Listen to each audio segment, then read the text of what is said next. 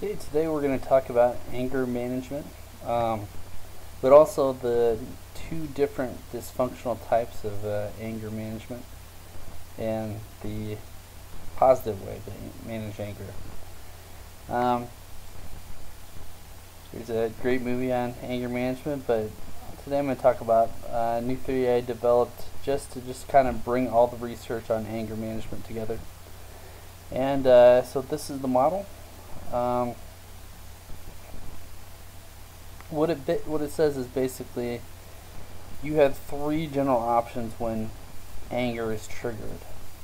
Um, Once anger is in your system, you can react extroverted in a dysfunctional extroverted way, which is aggression, and that's an external negative. Um, and it's kind of the backlash when you follow that out to its entire conclusion. You have a loss. That's the external backlash. So, say that you experience police brutality, and say in the moment you decide to fight back, and it wasn't appropriate. So you react with aggression, or maybe you were provoked in some way, and you decided to use aggression to handle your anger, and that's going to result in a big backlash. The other negative is repression. So it may seem, people generally tend to go one or the other. I think women tend to go into the repression mode and men tend to go into the aggression mode. But both are dysfunctional. One is harmful externally, one is harmful internally. So when you deal with repression, you deal with an internal backlash. So you accept somebody's violation of your boundary, internal or external, and there's a loss.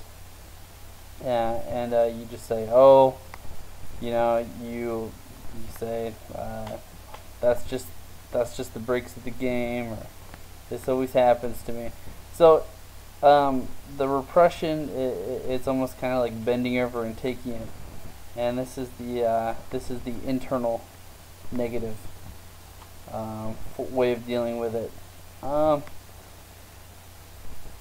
So let's just get a stripped down example. Say you're at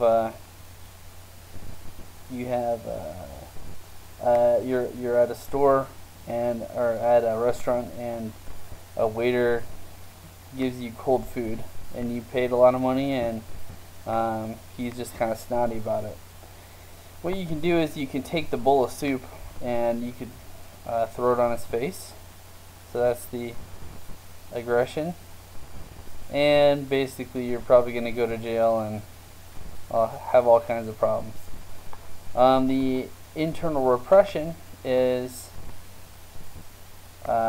you just eat the soup, and there's going to be little external consequence for you. I mean, it's going to look like life is going on, but the reality is you're going to kind of resent what you did. You're going to say, I let this person get away with it, and you're not going to feel empowered. You're going to feel weak, and you're going to feel impotent. So the other way to deal with that situation is assertive. Just say, hey, can I get this heated up? I really paid good money, and I deserve a hot meal. And if he doesn't want to do that, you go to his manager and you just keep being assertive.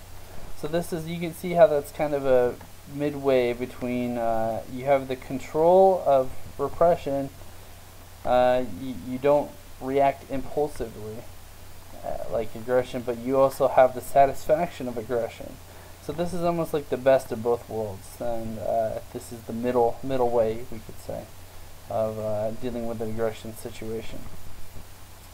And so I think this is graspable. I think when you talk about if we want to apply this to the criminal population, juvenile criminal population, most of them, the residential residents, I think for theft or gang behavior, a lot of them will display more external negatives. Just to be in the criminal justice system itself is to be, I would say, tendency to handle your anger issues or your anger externally in the external negative way. There is research that suggests that juvenile sex offenders do a lot of hold on to a lot of anger in the repression form. Whether that's true or not, I think it's anybody's guess. The research isn't large enough and consistent enough to say yes or no. But there is a line of research that I think is really accurate that says that there's bad emotional management skills. So this all falls within the range of emotional management. And I also want to point out that anger, in my perspective, is neutral. Depending on what kind of, there's no consensus in psychology as to whether anger is completely positive or negative or positive or neutral. Some think it is completely negative. Others say that you need to learn how to express it in an important way, and I think, or in a mature way, and that's otherwise they worry about repression. And I think that is the mature. That's the perspective that's accurate. Anger is a reality of life, depending on what you mean, but your job is not to try to kill this or eliminate this, but also just how to express, be assertive as opposed to aggressive or repressive. So, and also incidentally, this is something I get accused of, but let's explore. I want to explore a way. Explore some different ways of explaining it that's memorable. I know that memorability and accessibility is always a challenge with the juvenile population. So what I want to kind of point out is different ways that you can make this memorable. So I developed two different models to explain my model of anger here. That I feel are really accessible and memorable, especially for the juvenile population. But so you could say that anger is like fuel. So this is one comparison. So fuel is neither positive nor neutral nor negative. It just depends on what you do with it, right? It's potentially can fuel your car, but it can burn you and it can burn other people. So this is the memorable example of the repression and aggression. So aggression is this is going back to the waiter. The feeling that you get from having the cold soup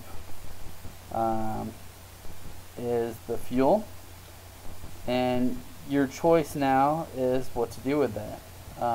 You could throw the bowl on the waiter, so that's the external burning. So you can burn him basically, and there's going to be a backlash, which is you go to jail, whatever. You can burn yourself. So this is the internal repression. You can say, "Oh, this always happens to me. Nobody ever cares about me enough to heat up my soup." Okay. Or you can put the anger into a vehicle. So this is the go to the manager or go to the waiter and confront him.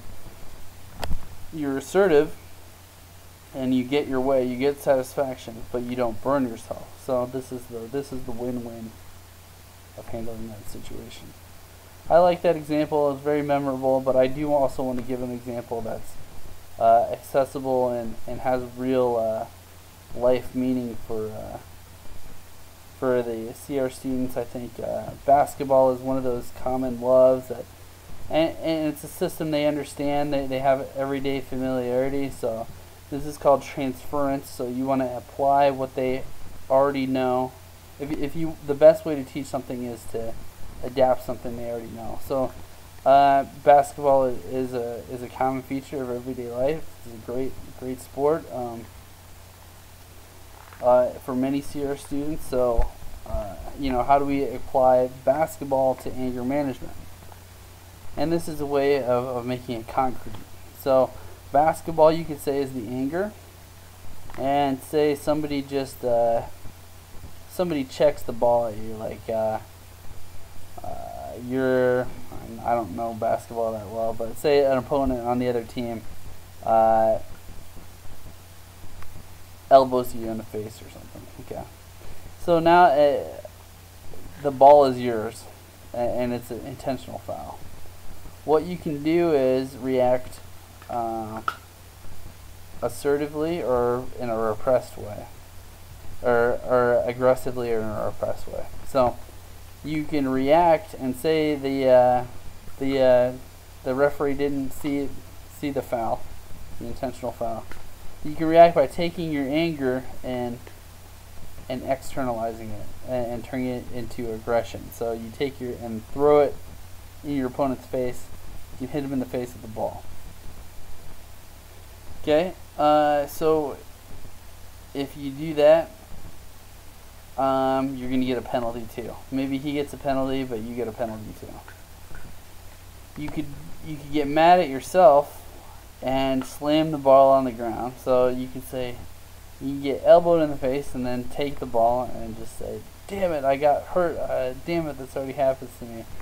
And you can beat yourself up for getting beat up. And so, but all that means is you go to the hospital. So it's like slamming the ball down and hitting yourself in the groin. What happens is you go to the hospital. Or you can be assertive, which is to say you go within the rules, and you don't repress the anger, but you also don't express it in a negative way and fuel the situation. So you're assertive. You take your free throws. So that's what happens when you get fouled in basketball, and you add to your growth. You contribute to your win, and that's kind of the way they can apply that to every situation. One way is to go back and look at situations where they acted aggressively when they should have acted assertively, and just try to replay that script and try to make it in a more positive, productive way. But a lot of times, I think the block you're going to find when you have consistently aggressive kids is that what they're moving against is the repressive, is the passive way of dealing with the situation. They don't want to be seen as a bitch or a pushover, doormat. Like, this is something that they're moving away from. They're avoiding one problem to get to another one, and I think this is this can be a potentially deep insight for a lot of CR students. They're avoiding one ditch to fall into another ditch. When they realize that assertiveness is the way to handle anger, take your free throws. That's kind of a deep realization. That's like an aha moment for a lot of them. If anger is the reason why they're in placement, then understanding that yes, assertiveness or repression is wrong, but anger is not the solution. Assertiveness is. Positive assertiveness is. And so this is a way to make it concrete. This is a way to make sure that they have images to think about, and it's something they can relate to everyday life, and it's going to stick with them. So this is the purpose of this exercise, but this is also an original model of anger. It encapsulates both the negative and the extremes. It's almost a paradox, but it also encapsulates the assertive, which a lot of anger management theory points to as the way out, and I agree. So that's anger management, and stay tuned for more psychology and self-management tips. Thanks.